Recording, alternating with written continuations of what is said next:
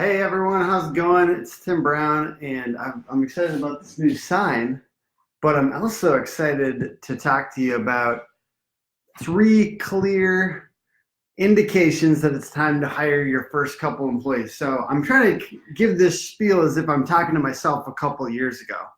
And honestly, I think that's a really good way to do your content if you're creating content to market your business.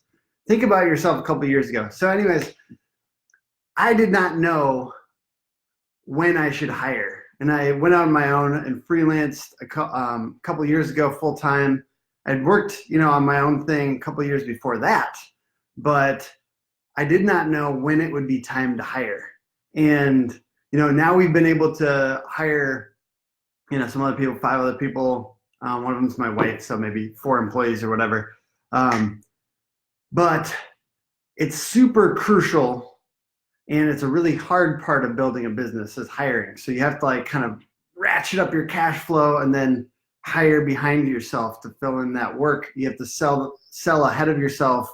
You're kind of like this bird who's going out and getting the worms and bringing them back to the nest. So it's a difficult thing. It's hard, but it's important. So is it when you get sick of doing certain jobs in the business? No, not necessarily. Is it when you get an extra, you realize you have cash flow for an extra salary?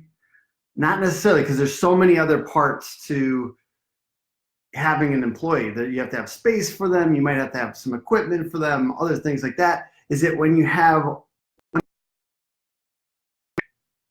No, honestly, I feel like I had 2, 3, 5 months of double work for a while before I got to hire my first employee. But here are the things that I think, and once again, I've been able to hire 5 people. So if you're smaller than that, take some of this advice. If you're not, maybe not.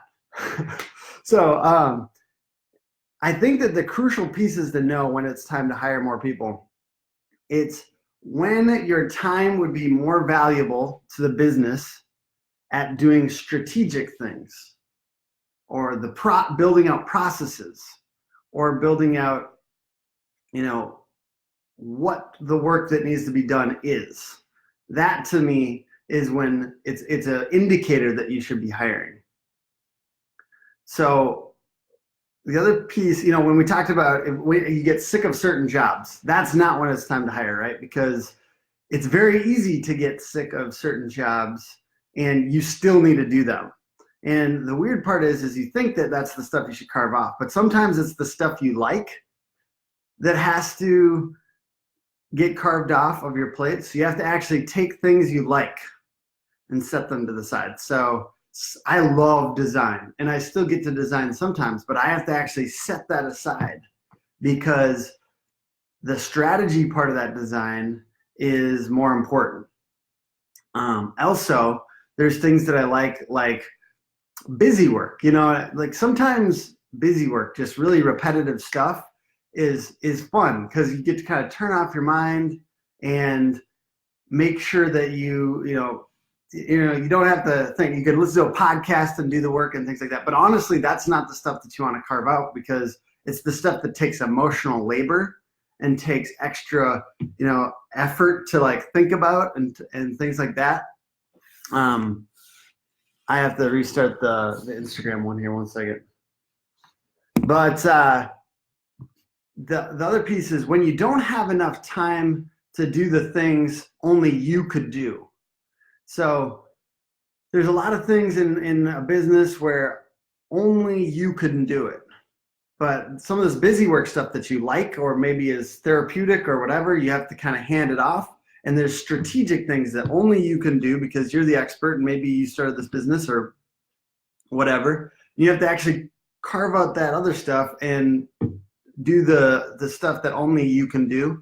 And then lastly, when you have clearly carved out those roles and written up what you're doing currently for that position. So I think that, some advice I got early on was take a look at all the roles that you're currently playing. And if you build your own business, a lot of times you're playing 7 roles at once. And actually write up the agreement for each of those roles and then sign the agreement. So if you, in my position, I'm just going to do mine because it's easier to share. I was a designer. I was an SEO specialist. I was admin. I was salesperson.